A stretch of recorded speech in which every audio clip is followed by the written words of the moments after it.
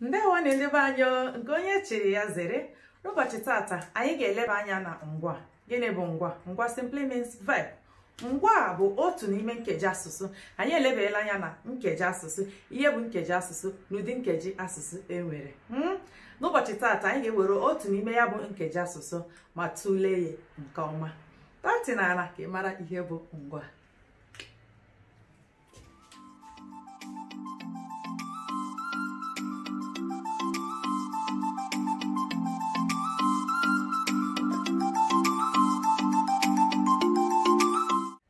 Hello my lovely people, welcome back to my channel. It's your lady Estina. You're welcome back once again to my returning subscribers. I heart you all, and to my new viewers, you're highly welcome. For people who want to acquire new knowledge, who want to know more about another language, this house is just the best for you. Are you in? Let's go. Okay, welcome back once again, and today's episode we are going on with the verb. Verb is one of the parts of speech that we have treated in Igbo language, which is nkeji asụsụ. Gịnị bụ nkeji asụsụ? Anyị emeela nkeji asụsụ. Anyị tọkwara anya n'ala wee depụta ọtụtụ nkeji asụsụ enwere na asụsụ Igbo. Gakwa n'ihu na-ewere ya bụ nkeji asụsụ ofu ofu ma na-etule ya bụ ihe. Okay, have you missed this episode? We have really thought well deal with this nkeji, which is the parts of speech. We explained what the parts of speech is. We went on to name the parts of speech we have in Igbo. Then we'll go on also to pick them one by one as we give examples and explain it much more better. Have you missed this episode? Go back to the channel. Right now, go back and watch that, and you are going to follow very well. And I promise you, you are not just going to waste your time there in watching them. So, in today's episode, we are really going to take one which is called the verb. Verb, verb, verb. What is verb? Gịnị bụ ngwa. Okay, let's go on to see what is it all about. Of the people, then we'll go on with the verb and what is verb. Ngwa. Gịnị bụ ngwa?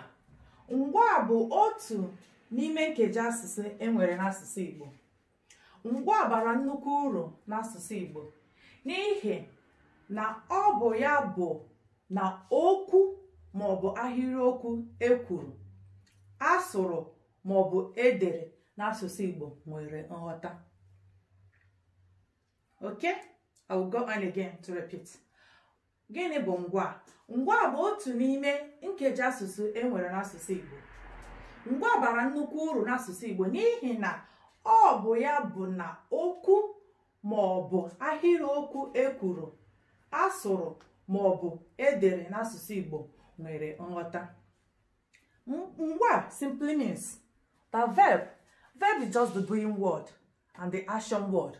Without that, the action word or the doing words, the verb, the sentence that you make is not going to have any meaning. That's just exact thing in Igbo. Mkpụrụ ọbụla, ahịrịokwu ọbụla imebere ma ngwa adịghị ya, ọ dịka nri esiri esi ma unu adịghị ya. Ị ga-ama nri isiri ma unu adịghị ya ihe ọ dịka ya. Ọ ihe ngwa na-arụ na mkpụrụ okwu, na ahịrịokwu, I mean to say, na ahịrịokwu. Ahịrịokwu ọbụla ngwa kọrọ enweghị adịghị nghọta. Ahịrịokwu ọbụla ngwa na-adịghị ya dịka okwu na-abaghị uru. Ọ na-adịka okwu onye isi mebiri emebi.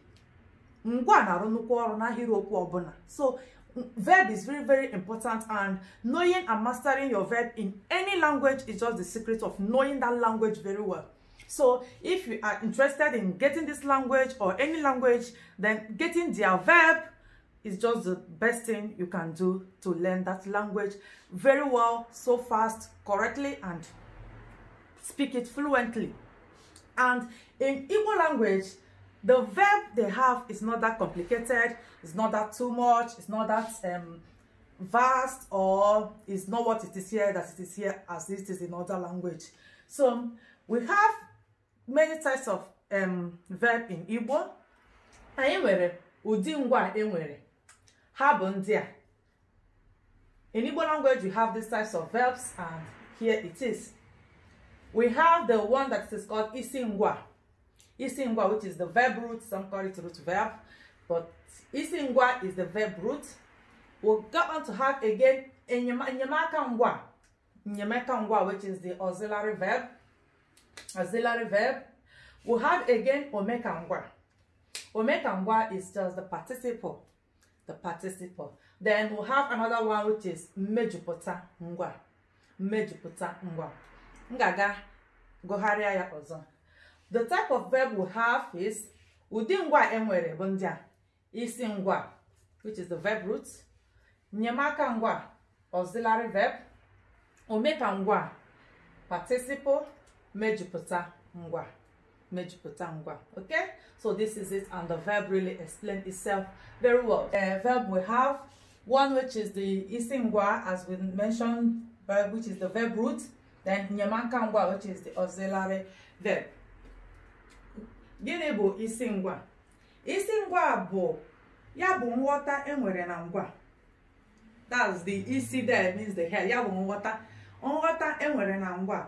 Ọ bụ ya bụ isi na-ebu ngwa. Ọ bụ site na n'isi ngwa ka esi enweta ngwa. A na-enweta isi ngwa site na njikọ mkpụrụ edemede, mgbochi ume na ụda ume. Ka esi enweta isi ngwa bụ site na njikọ mkpụrụ edemede, mgbochi ume na ụda ume. Anyị emeela mkpụrụ edemede Igbo. Anyị emekwala na nke bụ ụda ume na mgbochi ume. Ị na-anya ebe a na isi ngwa ndị ebe a anyị nwere ebe a na ndị nke a bụ mgbochi ume na ndị nke a bụ ụda ume. Ọ bụ ya na-enyere ya bụ isi ngwa. Ka esi enweta isi ngwa bụ site na njikọ mgbochi ume na ụda ume.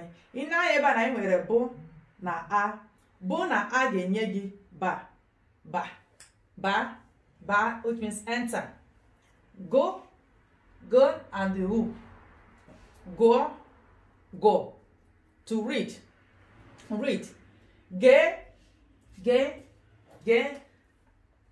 Go. As in listen. Okay? Then we'll go on to the next, which is the enyemaka ngwa.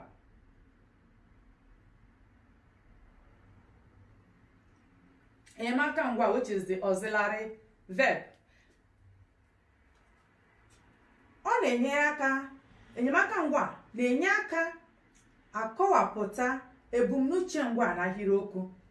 Enyemaka ngwa na-enye aka akọwapụta ebumnuche ngwa, as in it helps it to say the main meaning of the verb itself.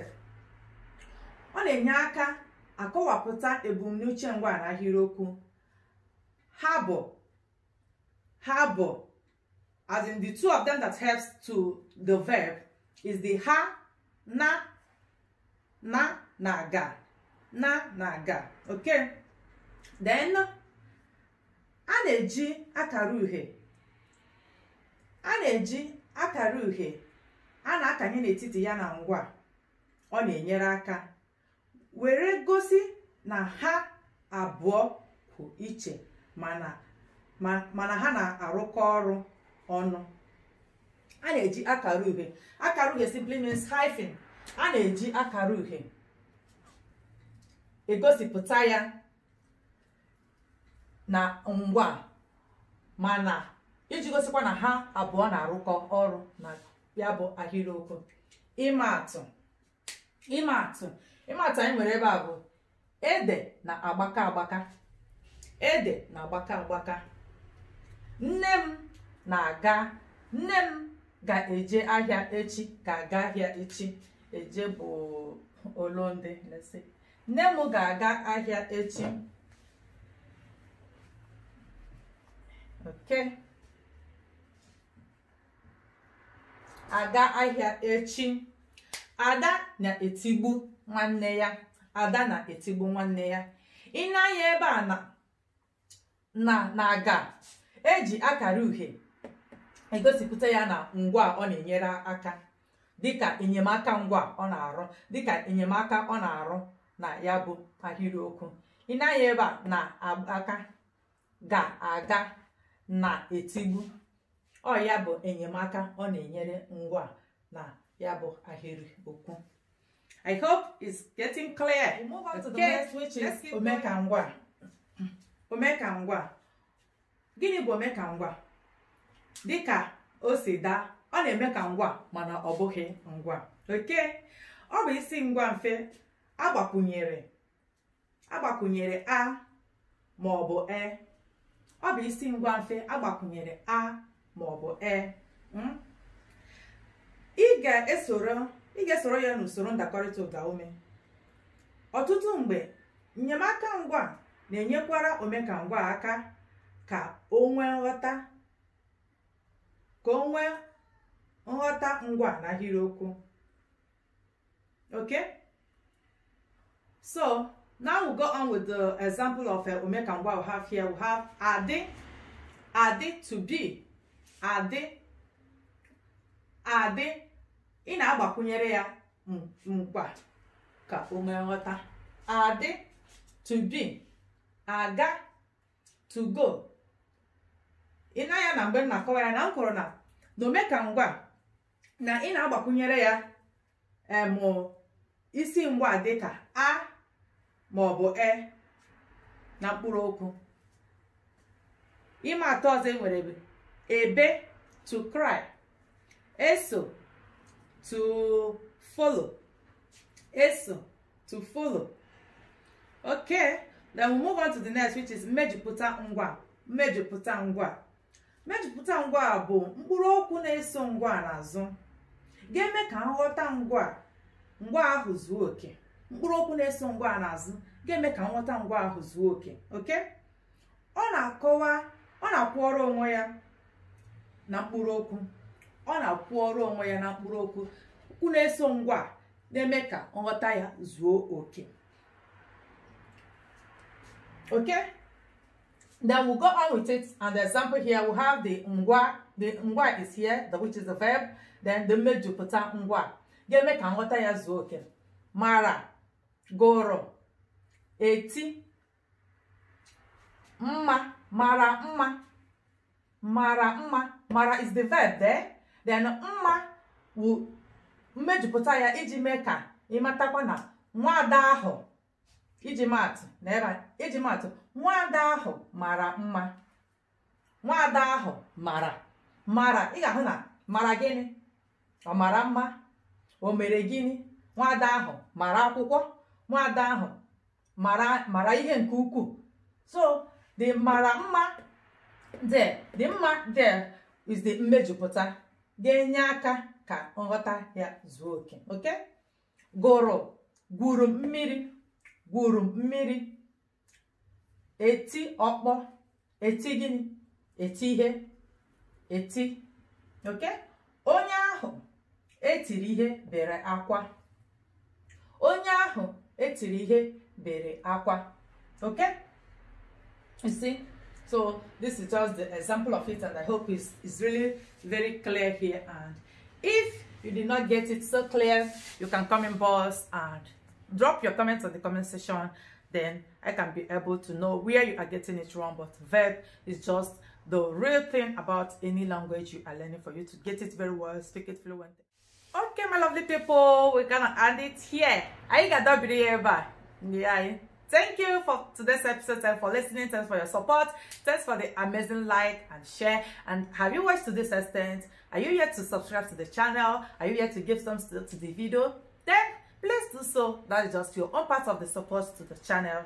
Okay, keep on going to tell a friend that will also tell a friend that will tell a friend. I need to keep going. I remain your lady, Oriakụ Celestina Chinyere. Ndewo.